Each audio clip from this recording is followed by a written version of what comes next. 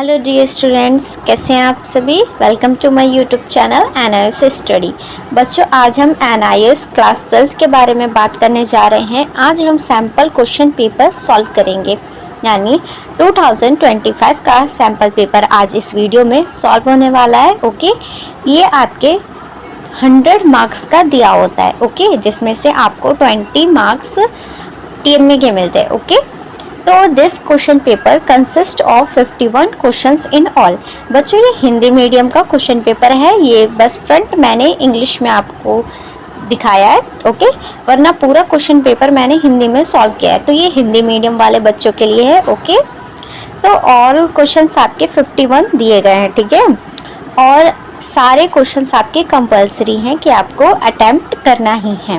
Okay, तो अच्छा होता है बच्चों, आप बना के करो या थोड़ा फिर सोच समझ के आपको अटेम्प्ट करना होता है। उसके हाफ एंड 1 मार्क्स तो आपको मिल ही जाते हैं। ओके, तो attempt all questions either from optional module A और optional module 2B in all sections. बच्चों देखिए, बच्चे बार बार कंफ्यूज किस में होते हैं। जब आपको क्वेश्चन पेपर दिया जाता है तो उसमें 31 या 30 के बाद ऐसे क्वेश्चंस आते हैं जिसे मॉड्यूल्स में डिवाइड कर दिया जाता है। या तो आपको मॉड्यूल 1 चुनना होता है या फिर मॉड्यूल B चुनना होता है। अगर आप कुछ क्वेश्चंस A के करते हैं या फिर कुछ क्वेश्चंस B के करते हैं तो आपको उसके मार्क्स नहीं मिलेंगे, आपको सिर्फ एक मॉड्यूल का ही मार्क्स मिलेगा। तो सबसे पहले आप रीड अच्छे से कर लीजिए कि आपको कौन सा क्वेश्चन पेपर्स के कितने क्वेश्चंस आपको अच्छे से आते हैं। जो आपको ईजी लगे और जो बेस्ट लगे आप वो सेक्शन चुन के उसी मॉड्यूल के क्वेश्चंस करिए। ओके, तो विदाउट टाइम वेस्टिंग के आगे बढ़ते हैं। आई होप कि आपको समझ में आता होगा। आगे सबसे पहले स्टार्ट करते हैं खंड A से, बहुविकल्पीय प्रश्न। अब देखो बच्चों, एक मार्क्स पे आपके इतने क्वेश्चंस आ जाते हैं आपके सैम्पल पेपर या एग्जैक्ट पूरा एग्ज़ाम का पेपर भी सैम्पल पेपर के ही जैसा होता है। और कभी कभी कुछ क्वेश्चंस भी आ जाते हैं 20% मार्क्स सैम्पल पेपर के लिए। तो आपको अच्छे से क्वेश्चन एक बार देखना है। तो प्रत्येक प्रश्न 1 अंक का है। प्रश्न 1 से 20 4 विकल्पों में से सही उत्तर चुनिए, यानी 1 से 20 तक आपके जो भी क्वेश्चंस हैं वो MCQ टाइप के हैं और 1 मार्क्स के हैं। तो फर्स्ट क्वेश्चन है आपका, उत्तर भारत में शुंग वंश की स्थापना किसने की थी। इसमें आपको क्वेश्चन पेपर में 4 ऑप्शंस दिए जाएंगे। First Pushyamitra, B Vasudev, C Ashok, D Bindusara. आपको अगर आपने पढ़ा है और आपको पढ़ के ही जाना है बच्चों, क्योंकि देखिए अगर आपने बिना पढ़े एग्ज़ाम दे दिया तो क्या फ़ायदा जब आपको नॉलेज ही नहीं होगी किसी चीज़ की। इसलिए इतना तो पढ़ो कि बेसिक नॉलेज आपको हो। तो इसका राइट आंसर है पुष्यमित्र। अगर आप हमारे वीडियो देखते हैं हमारे चैनल के तो उस पर आपको पता होगा। सिकंदर की मृत्यु किस वर्ष में हुई थी। फर्स्ट ऑप्शन है आपका 324 ईसा पूर्व, B 322 ईसा पूर्व, C 323 ईसा पूर्व, D 325 ईसा पूर्व। मैं आपको 5 सेकंड का वक्त दूंगी हर क्वेश्चन के बाद, ऑप्शन बताने के बाद। आपको एक बार अपना अनुमान लगाना है और प्रैक्टिस करने की है कौन सा क्वेश्चन आपका सही है। तो इसका उत्तर है C ऑप्शन 323 ईसा पूर्व। आगे बढ़ते हैं। क्वेश्चन 3, कुषाण मूलांत किस जनजाति से संबंधित थे। A है युएझी, B है हान, C है चिन, D है सॉन्ग्स। बताइए बच्चों, इसका आंसर है उत्तर A युएझी। फोर्थ क्वेश्चन है आपका, सातवाहनों के शासन में सबसे छोटी प्रशासनिक इकाई क्या थी। क्या थी बच्चों, आपने पढ़ा है ना चैप्टर 6 या 7 में से ही ये क्वेश्चन है। फर्स्ट है ग्राम, B है आहार, C है राष्ट्र, D है ग्रामिक। अगर आपने थोड़ा सा भी पढ़ा है तो आपको जरूर पता होगा। इसका आंसर है A ग्राम। फिफ्थ क्वेश्चन है, मलिन पन्हों ग्रंथ में कितने प्रकार के व्यवसायों का उल्लेख किया गया है। इसके ऑप्शंस हैं A 65, B 55, C 85, D 75। इसका उत्तर है D 75। ऋग्वेद और उत्तर वैदिक शासन प्रणाली में क्या प्रमुख अंतर था? बच्चों देखो, अगर आप इन क्वेश्चंस को नोट डाउन करोगे तो आपको काफी टाइम लग जाएगा। इससे अच्छा आप ये स्क्रीनशॉट लेते जाइए पेजेस के। ओके, इसका फर्स्ट ऑप्शन है उत्तर वैदिक काल में सभा और समिति शक्तिशाली हुई। बी है महिलाओं की भागीदारी बढ़ी। सी प्रमुख की शक्ति कम हुई। डी ऋग्वैदिक सभा का महत्व समाप्त हुआ। इसका आंसर है डी, ऋग्वेद सभाएं महत्वहीन हो गईं, यानी समाप्त हो गया।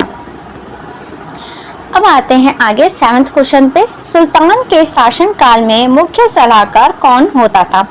ए उलीमा, बी अमील, सी अरिज ए मुमालिक, डी वंजीर। इसका उत्तर है बच्चों डी वंजीर। 8th क्वेश्चन है खुत मुकदम और पटवारी की भूमिका क्या थी? ए है ग्राम स्तरीय अधिकारी, बी लेखाकार, सी कोतवाल, डी समाचार वाहक। तो इसका आंसर है ए ग्राम स्तरीय अधिकारी। 9वां क्वेश्चन है तराइन की लड़ाइयों का भारत के इतिहास में क्या महत्व था? इसके ऑप्शंस हैं गुप्त साम्राज्य का पतन, मुगल साम्राज्य की शुरुआत, सी भारत में इस्लामी शासन की नींव, डी ब्रिटिश उपनिवेशवाद की शुरुआत। इसका उत्तर है बच्चों सी, भारत में इस्लामी शासन की नींव। आपको बच्चों क्वेश्चंस भी अच्छे से समझने हैं। अगर आपको समझ में ना आए, कुछ भी आगे भी कोई डाउट हो आपको, तो आप कमेंट में बोल सकते हैं बच्चों। ओके, मैं आपकी बिल्कुल हेल्प करूंगी। 10th क्वेश्चन से आपका मध्यकाल में कौन इस्लामिक कानूनों की व्याख्या करता था? ए है उलीमा, बी है सुल्तान, सी मौलवी, डी सूफी। इसका उत्तर है उलेमा।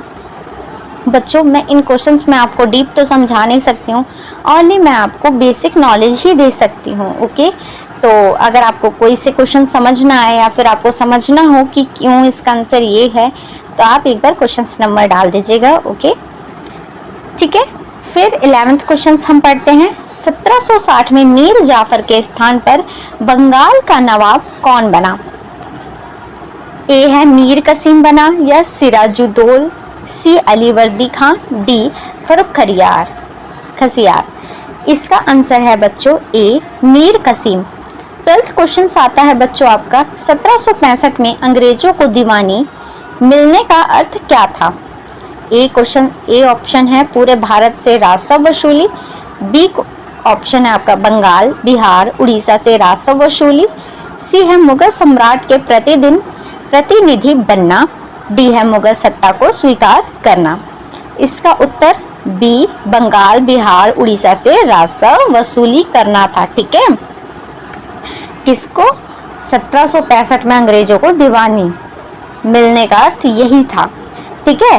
13वां क्वेश्चन आपका आता है poverty and un British rule in India पुस्तक किसने लिखी?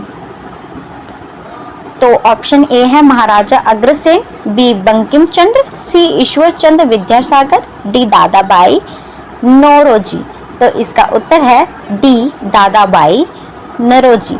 बच्चों अगर आपको वीडियो अच्छी लगे तो वीडियो लाइक भी करिएगा जरूर और चैनल को सब्सक्राइब करना ना भूलें। 14 क्वेश्चन है आपका भारतीय राष्ट्रवाद किन दो विचारों पर आधारित था?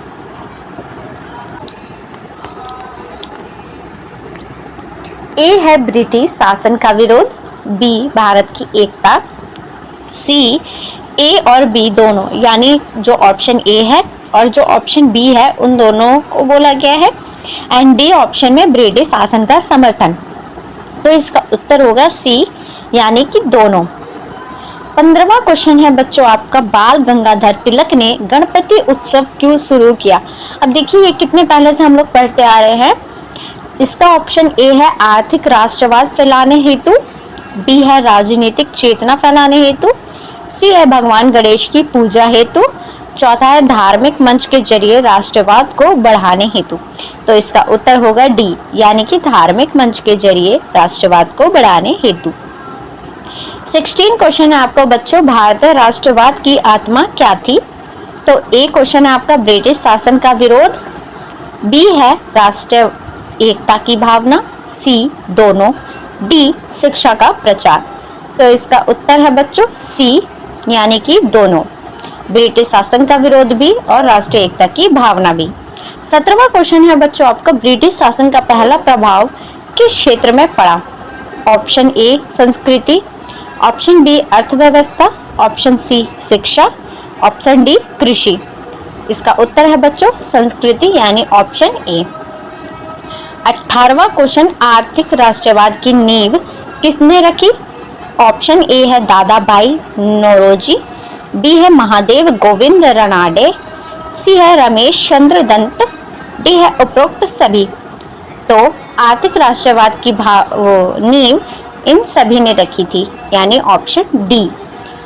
19वां क्वेश्चन है आपका बच्चों, गांधी जी ने स्वतंत्रता संग्राम में किस रणनीति को अपनाया? ऑप्शन ए है हिंसात्मक विरोध, बी है शांतिपूर्ण विरोध, सी है शासकों से संधि, डी है आर्थिक सुधार। इसका ऑप्शन उत्तर होगा ऑप्शन बी। 20 क्वेश्चन आता है बच्चों आपका, लीग ऑफ नेशन की स्थापना में मुख्य भूमिका निभाने वाला कौन सा देश इसमें शामिल नहीं हुआ? ओके, यहाँ पे बात की गई है शामिल नहीं हुआ।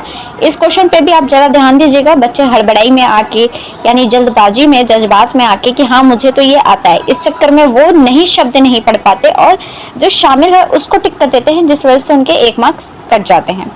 तो ये गलती आपको नहीं करनी है, एक बार क्वेश्चन अच्छे से आपको रीड जरूर करना है। तो इसका ऑप्शन ए है संयुक्त राज्य अमेरिका, बी ब्रिटेन, सी इटली, डी फ्रांस। तो इसका ऑप्शन उत्तर है ऑप्शन ए संयुक्त राज्य अमेरिका। अब प्रश्न 21 से 35 तक यानी 21 से 35 तक के जो क्वेश्चन है आपके वो वस्तुनिष्ठ प्रश्न है, यानी ऑब्जेक्टिव टाइप के आपके क्वेश्चंस आते हैं, ठीक है। और प्रत्येक क्वेश्चन क्या है 2 मार्क्स के हैं। इससे पहले जो क्वेश्चन है 1 to 20 ये आपके 1 मार्क्स के थे, यानी 20 मार्क्स आपके कंफर्म हो गए अगर आप अच्छे से करते हैं। एंड इसके बाद से जो क्वेश्चंस आते हैं 21 से लेके 35 तक वो आपके 2 मार्क्स के आएंगे और कुछ ऑब्जेक्टिव भी आते हैं और कुछ फिलअप्स भी आते हैं। तो आपका इसमें प्रश्न 21 है रिक्त स्थान भरिए, यानी फिलअप्स, ठीक है। गुप्त काल के दौरान प्रांतों को कई जिलों में विभाजित किया गया था, जिन्हें डैश, यहाँ पे क्या आएगा बच्चों भुक्ति, ठीक है, भुक्ति कहते थे, और भूमि कर को डैश यानी बलि कहते थे। यानी गुप्त काल के दौरान प्रांतों को कई जिलों में विभाजित किया गया था, ठीक है, जिन्हें भुक्ति कहते थे और भूमि कर को बलि कहते थे। मैं इसलिए 2 बार रिवीजन करी बच्चों, ताकि ये क्वेश्चन अगर आपकी क्वेश्चन वो एग्जाम में आते हैं तो आपको थोड़ा बहुत तो याद रहेगा, ठीक है। प्रश्न 22 यानी रिक्त स्थान भरिए, फिर आपके 2 मार्क्स के फिलअप्स आते हैं। और गुप्त साम्राज्य का वास्तविक संस्थापक डैश था और उस काल की स्वर्ण मुद्राओं को डैश कहा जाता था। वास्तविक संस्थापक कौन था? चंद्रगुप्त प्रथम। और स्वर्ण मुद्राओं को क्या कहा जाता था? दिनार कहा जाता था। प्रश्न 23वां आता है रिक्त स्थान भरिए, यानी फिर से 2 मार्क्स के आपके फ्लप्स आ रहे हैं। शिवाजी ने डैश को मारा, किसको मारा? अफजल खान को मारा, जो बीजापुर के सुल्तान का सेनापति था। और उसके बाद डैश में सुल्तान ने शिवाजी को किसमें? उसके बाद 1662 में सुल्तान ने शिवाजी को स्वतंत्र शासक के रूप में मान्यता दी। प्रश्न 24 है रिक्त स्थान भरिए, यानी 2 मार्क्स के आपके फिर आते हैं। शेर शाह का असली नाम डैश था, क्या था? शेर शाह का असली नाम फंडरीद था और उसके पिता डैश के सूबेदार थे, यानी सासाराम के सूबेदार थे। प्रश्न 25 आता है बच्चों फिलअप्स, यानी फिर से 2 मार्क्स के आपके आते हैं। जागीर प्रणाली के अंतर्गत, यानी इसके अंदर यदि जागीर कुल आमदनी जामा का आधा देती है तो उसे सशमा, और यदि 1/4 देती है तो उसे सीमा कहा जाता है। सीमा, ओके, नॉट सीमा।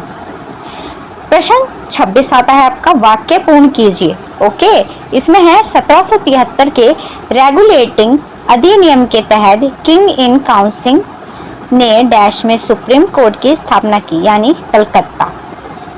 वांडीवॉश का युद्ध समाप्त हुआ डैश फ्रांसीसी प्रभुत्व के अंत के साथ था। नेक्स्ट पढ़ते हैं प्रश्न 27, रिक्त स्थान भरिए। मुगल प्रांतीय प्रशासन के दो प्रमुख विभाग होते हैं, निजामत और दीवानी। दीवानी विभाग में क्या होता है, राजस्व प्रशासन होता है ये, ओके, और डैश यानी नागरिक न्याय दूसरा होता है का कार्य होता है। 28वां है रिक्त स्थान भरिए। हड़प नीति यानी डॉक्ट्रिन ऑफ लैप्स का उपयोग कर डैश शासकों की रियासतों को ब्रिटिश साम्राज्य में मिलाया गया। ओके, इसका आंसर आप सोचो और बताओ मुझे। वुड्स डिस्पेंच ने डैश को उच्च शिक्षा का प्रमुख माध्यम बनाया। ओके, उसके आंसर बताना बच्चों आप मुझे कमेंट करके, ठीक है। आगे पढ़ते हैं। अब आता है 29 to 35 यानी 29 से लेके 35 तक। अब अलग सेक्शन बनाया गया है। इसमें क्या आते हैं, फिर से ऑब्जेक्टिव टाइप क्वेश्चंस आते हैं और हर एक क्वेश्चन आपका 2 मार्क्स का आता है। तो प्रश्न 29 है, वाक्य पूर्ण कीजिए। 20 अब देखिए, अब 29 का फर्स्ट क्वेश्चन है आपका, 20वीं सदी के प्रारंभ में पूंजीवादी देशों में राष्ट्रवाद जुड़ गया था डैश के विस्तार से, यानी सैन्य शक्ति के विस्तार से। बोल्शेविक क्रांति के परिणाम स्वरूप सभी उत्पादन साधनों को डैश कर दिया गया, यानी क्या कर दिया गया, राष्ट्रीयकृत कर दिया गया। प्रश्न 30 आता है आपका बच्चों, रिक्त स्थान भरिए। फिर से फिलिप्स आता है। प्रथम लोकप्रिय विद्रोह को निरंकुशता के विरुद्ध हुआ, वह डैश वर्ष में हुआ था, जिसे लेनिन ने डैश कहा था, यानी 1905 फर्स्ट फिलिप्स में आएगा और पूर्वाभ्यास सेकंड, यानी लेनिन ने पूर्वाभ्यास कहा था, यानी दोबारा से अभ्यास करना है। प्रश्न 31 से एक शब्द में उत्तर दीजिए, यानी आपको एक शब्द का ही उत्तर देना है, उसमें 2 या 3 शब्द आपको नहीं इस्तेमाल करने हैं। प्रथम विश्व युद्ध की शांति संधि के अनुसार ब्रिटेन को फिलिस्तीन और इराक डैश के रूप में प्राप्त हुए। किसके रूप में प्राप्त हुए, मंडेट। विल्सन के 14 सूत्रों का उद्देश्य स्वतंत्रता लाना था। ओके, 32वां क्वेश्चन है, वाक्य पूर्ण कीजिए। अशोक के शासनकाल में मौर्य साम्राज्य को औपचारिक रूप से डैश में विभाजित किया गया था। किसमें, 5 भागों में विभाजित किया गया था। उत्तरी व्यापार मार्ग को उत्तरापथ और दक्षिणी व्यापार मार्ग को दक्षिणापथ कहा जाता था, जो मगध के नियंत्रण में था। प्रश्न 33 है, रिक्त स्थान भरिए। मैकॉले ने डैश को कड़ा विरोध किया और वह डैश के पक्ष में नहीं था। ओके, फर्स्ट का क्या है, पूर्वीयता, और सेकंड का है जन सम्मानने के लिए अंग्रेजी शिक्षा। 34वां एक शब्द में उत्तर दीजिए। अर्थशास्त्र में राज्य के कितने अंगों का उल्लेख है। अर्थशास्त्र में राज्यों का, समझ रहे हो बच्चों, अंगों का कितना उल्लेख मिलता है, 7। ऐतिहासिक वर्णनों में समुद्रगुप्त को किस नाम से पुकारा गया है, कुबेर। फिर आता है 35वां क्वेश्चन, एक शब्द में उत्तर दीजिए। चोल काल के दौरान कौन से मंदिर, अभिलेख स्थानीय पंचायतों के संविधान का वर्णन करते हैं। उत्तर है उत्तर मेरेश्वर। किस प्रावधान के तहत कलकत्ता, मद्रास और बंबई विश्वविद्यालयों की स्थापना हुई थी। उत्तर है 1857 का चार्टर।